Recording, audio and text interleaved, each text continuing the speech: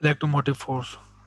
Force suppose हमारे पास एक battery है और वो अटैच्ड है, जिसका पॉजिटिव टर्मिनल और ये नेगेटिव टर्मिनल, और ये अटैच है हमारे पास एक बल्ब है उसके साथ। तो ये हमारे पास नेगेटिव टर्मिनल अटैच्ड और ये हमारे पास पॉजिटिव टर्मिनल अटैच्ड।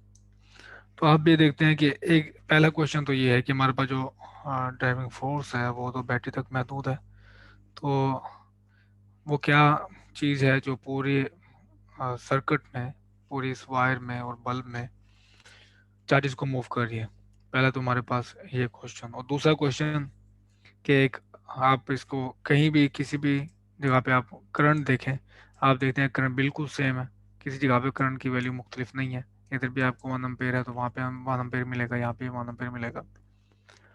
तो ये क्या मामला है कि आपके पास हर जगह पे करंट की वैल्यू सेम है।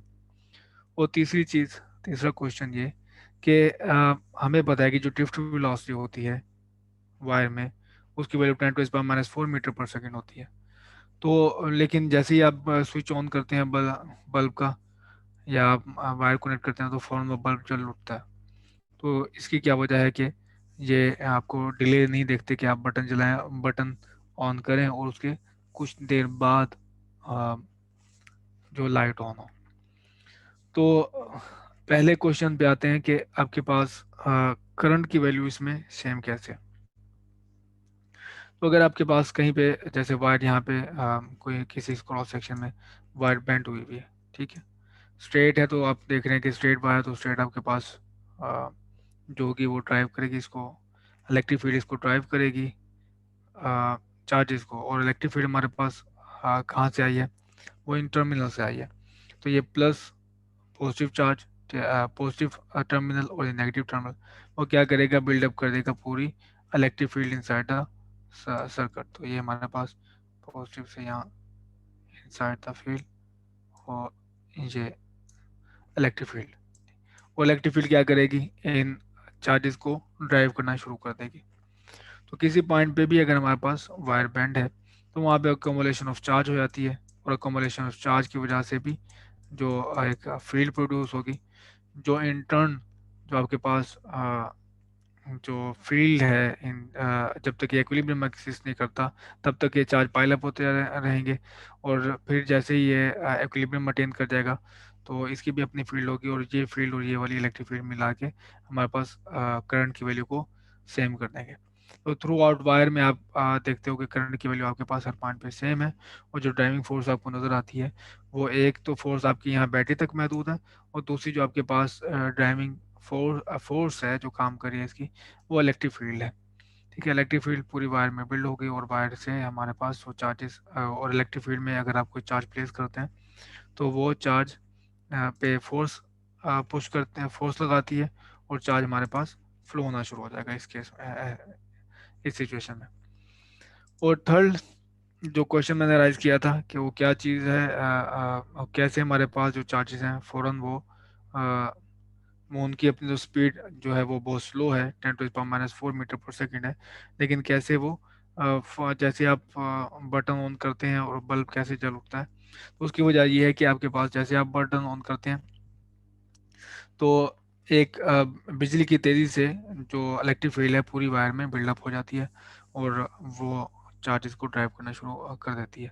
उनके चार्जेस तो पहले से वायर में मौजूद हैं, लेकिन ये ड्राइविंग फोर्स कैसे आएगी हमारे पास, इलेक्ट्रिक फील्ड की वजह से। तो जैसे आप बटन ऑन करेंगे तो फ़ौरन एक इलेक्ट्रिक फील्ड बिल्डअप हो जाएगी जो चार्जेस को ऐसा ऐसा मूव करना शुरू हो जाएगी। तो जैसे मैंने बताया आपके पास जो ड्राइविंग फोर्स हमारे पास इस तरह से है, ये बैटरी तक महदूद है, और ये इलेक्ट्रिक फील्ड है, ये बैटरी तक महदूद और ये इलेक्ट्रिक फील्ड इन वायर है। तो इलेक्ट्रिक फील्ड में आप जैसे चार्ज रखेंगे वो चार्जेस को धकेलना शुरू कर देगी।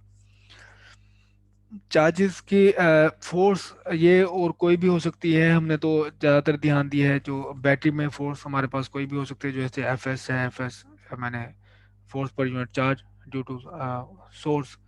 तो वो केमिकल फोर्स भी हो सकती है, वो अगर आपके पास पीजो इलेक्ट्रिक क्रिस्टल है तो उसमें मैकेनिकल प्रेशर हो सकता है जो कन्वर्ट करेगा प्रेशर को कन्वर्ट करेगा इन इन इलेक्ट्रिकल पल्स।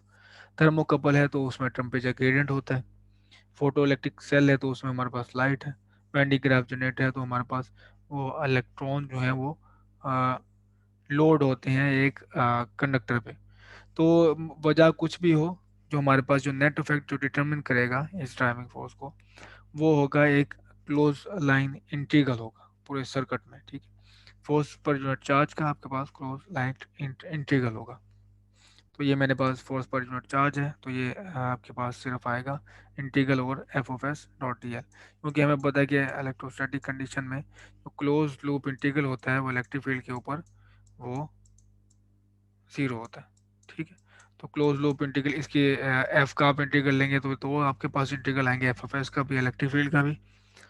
तो एफ ऑफ एस का इंटीग्रल मैंने आपको बताया यहाँ पे शो किया, और एफ जो इलेक्ट्रिक फील्ड का इंटीग्रल है वो आपके पास जीरो दे देगा। तो ई, ये जो आपको एप्सिलॉन ये नज़र आ रही है ये टर्म, ये हमारे पास इसे कहते हैं इलेक्ट्रोमैग्नेटिक फोर्स। इसके बारे में पहली हकीकत ये है कि ये हमारे पास इलेक्ट्रोमैग्नेटिक फोर्स नहीं है, बल्कि एक लाइन इंटीग्रल है of force per unit charge का, ठीक है। क्लोज लाइन इंटीग्रल है हमारे पास फोर्स पर यूनिट चार्ज का। तो अगर आपके पास आइडियल ईएमएफ है और उसके अंदर कोई आपके पास रेजिस्टेंस वगैरह नहीं है, और net force on charges becomes zero, net force आपके पास चार्जेस पे ज़ीरो होगी। उसकी वजह ये है कि आपके पास आइडियल कंडक्टर है, तो उसमें जो सिग्मा होता है वो होता है इन्फिनिट। तो सिग्मा इन्फिनिट होगा तो उसके लिए आपकी जो ड्राइविंग फोर्स होगी वो आपके पास टोटल ज़ीरो होगी। Total force zero is equal to, यहाँ पे ज़ीरो पुट कर दिया, is equal to E plus F of S. और इसी एक्सप्रेशन से आपके पास जो इलेक्ट्रिक फील्ड है वो इज इक्वल टू है force per unit charge provided by the source, ठीक। तो अब आप इलेक्ट्रिक बैटरी के जो दो टर्मिनल्स के दरमियान में देख सकते हैं कि वो पोटेंशियल क्या है जो मेंटेन करती है। वो आपको इंटीग्रल लेना पड़ेगा इस फोर्स पे या फोर्स पर यूनिट चार्ज पे दो टर्मिनल्स के दरमियान में, उसका नेगेटिव इक्वल टू होगा पोटेंशियल के। तो ई की जगह पे minus F of S put कर दिया, और एफ ऑफ एस का क्लोज इंटीग्रल हमारे पास है is equal to E M F. और मैंने ये दो टर्मिनल्स के दरम्यान में लाइन इंटीग्रल को कैसे कन्वर्ट कर दिया हम पूरी सर्किट के अंदर इंटीग्रल को।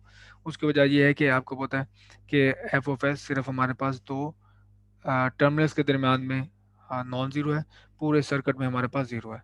तो इस वजह से आप इसको पूरे सर्किट में एक्सटेंड कर सकते हैं, क्योंकि उसमें वेल पैसे पहले ही आपके पास वैल्यू ज़ीरो है। तो आइडियल बैटरी के केस में जो हमारे पास पोटेंशियल डिफरेंस मेंटेन होगा across the terminal V is equal to वो EMF होगा। तो बैटरी का काम सिर्फ ये है कि वो दो टर्मिनल्स के दरम्यान में एक पोटेंशियल डिफरेंस को मेंटेन रखे। वो पोटेंशियल डिफरेंस जो होगा वो इटसेल्फ चार्जेस को ड्राइव करता रहेगा। तो इलेक्ट्रिक फील्ड हमारे पास ड्राइव करता है करंट को, कि जैसे हमने स्विच ऑन किया पूरे सर्किट में इलेक्ट्रिक फील्ड बिल्डअप हो गई और उस इलेक्ट्रिक फील्ड ने करंट को ड्राइव करना शुरू कर दिया। और हमारे पास जो एप्सिलॉन होता है वर्क डन पर यूनिट चार्ज है, ये इसकी एक और सही डेफिनेशन है।